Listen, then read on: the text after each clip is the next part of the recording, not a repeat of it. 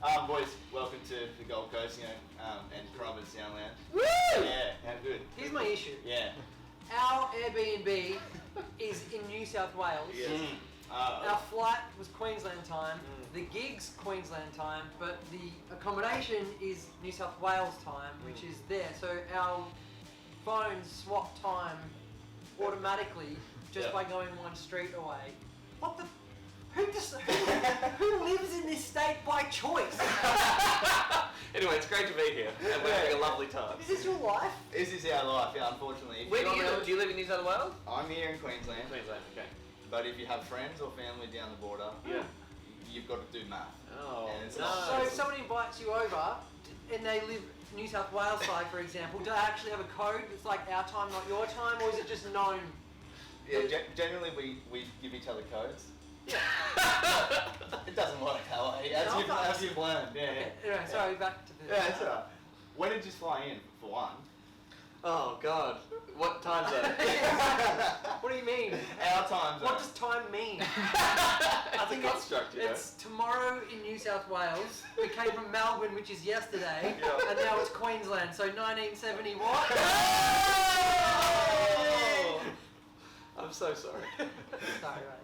We went this afternoon and we went to the beach. We went to Coolangatta Beach this afternoon, had a lovely time. You're answering my question. I dropped him off at the beach. Okay, yes. No, dropped him off at the beach while he went to get groceries. I don't do the beach, but I do love a good supermarket shop. Okay, good.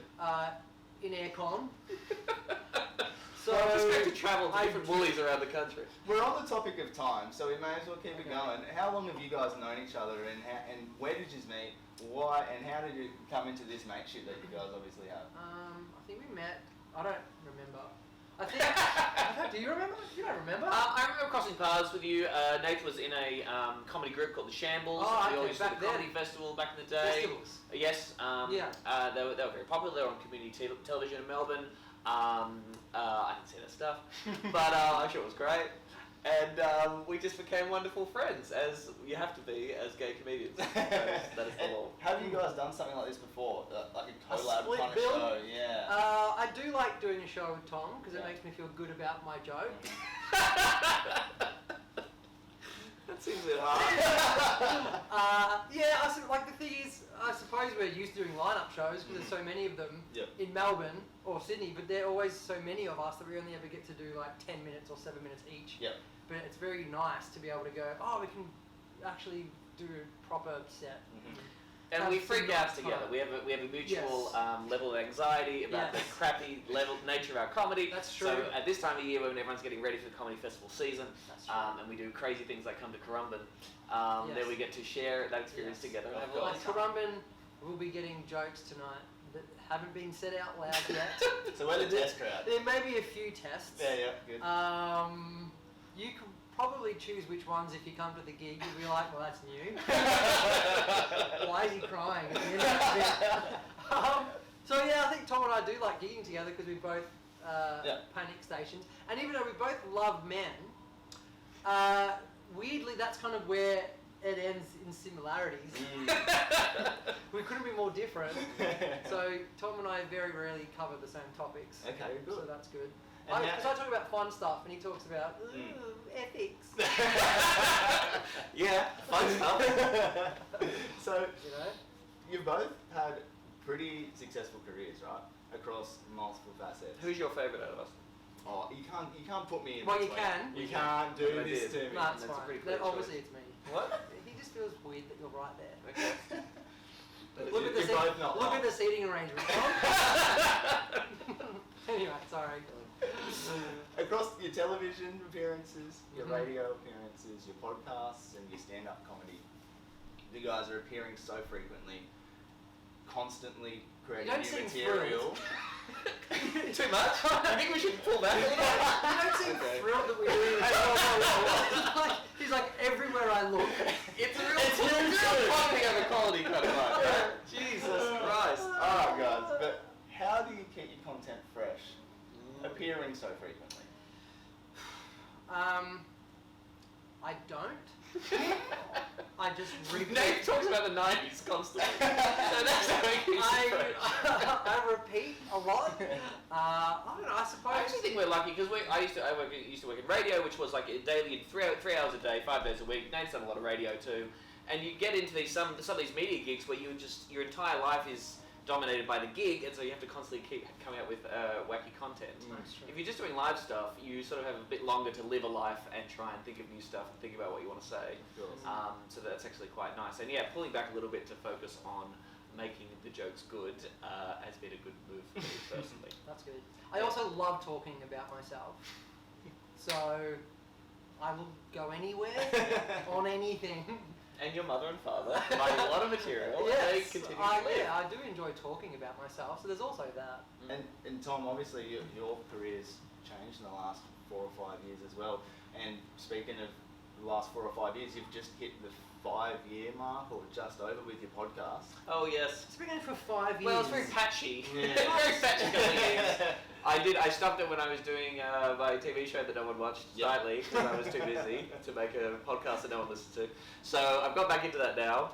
But I love doing the podcast, and people do seem to get a kick out of it. And I occasionally get to talk to people like Sam Newman, the footballer, which is weird, and real politicians and other comedians about their politics and stuff. So I love doing that. Yeah. What do you think it is about your podcast that keeps it relevant and keeps people coming back to listen to it? Nate, you listen every week. What do you think it is about Like I'm a 6-year-old with Tom Ballard?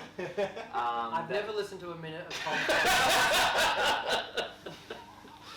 I've listened! No, you haven't listened. You're very nice. I've listened to the Sam Newman stuff. Yep. Not the whole episode because I found him extremely depressing. Yes. I listened to your Adam Bant chat. Yep. I listened to someone else. That's the kind of fandom that the podcast elicits in people out there. I mean, that's the kind of they're obsessed, and they will not go away. I watched too many. You just I can't choose. It's like choosing a favourite child. Or a favourite comedian. Yeah. Go on. No. I would just say that I think that people like listening to it. Sometimes some people like listening to it because it's like a very different conversation about politics. I think the impression I get from politicians that I talk to, particularly the ones that I hate for everything they do and believe in, but I still respect the fact that they talk to me. It is like a very honest conversation about politics, whereas so much political stuff is drowning in bullshit. So it's nice to kind of just be quite honest and be like, this is what I think, what do you think about this? Yeah. This is why you're wrong, why am I wrong? And be a bit honest in that way, And ramp it back up in another 5 years, eh? Yes! Yeah.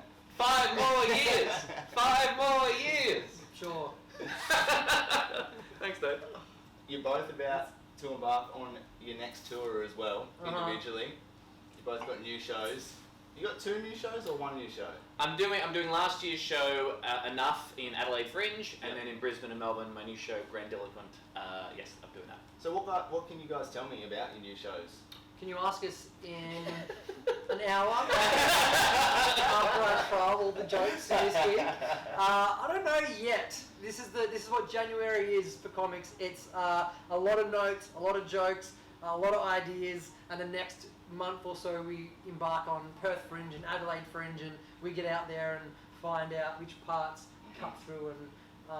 Perth is kind of like the Currumbin of WA. Of course, yes, of course, yeah. Don't even start on their time zone. Oh, your show's called Chatty Cathy. My show's called, So I like to call my shows something that has no meaning whatsoever, so it can still become about whatever it needs to become about. But in a few months' time, if we did this interview again, we would be a lot more confident about our shows and what they're about. So my show's about ethics. Something new. Alright, mate. I need shade from you as well after this bloody one. Alright, boys, you're about to hit the stage. Yep. I'll let you guys go back to it, but before you do, I've got to know, do you guys have any weird, wacky warm-up routines or anything unique to you to keep the hecklers at bay? Any superstitions? What are you guys about to go do before you jump on set? I try to remind myself that it's all meaningless, and even if it goes badly, there are worse things happening in the world, and when you just hope that it's a good one. And it's true. I've often seen your shows and thought there are worse things happening in the world. I mean, I thought we were friends. It's going to be great. Thanks so much for having us. No, thank you guys for sitting down with us, and welcome to Currumbin Sound Lounge. And we'll Thank you, Jay. always see you again. Soundlounge. Thank you.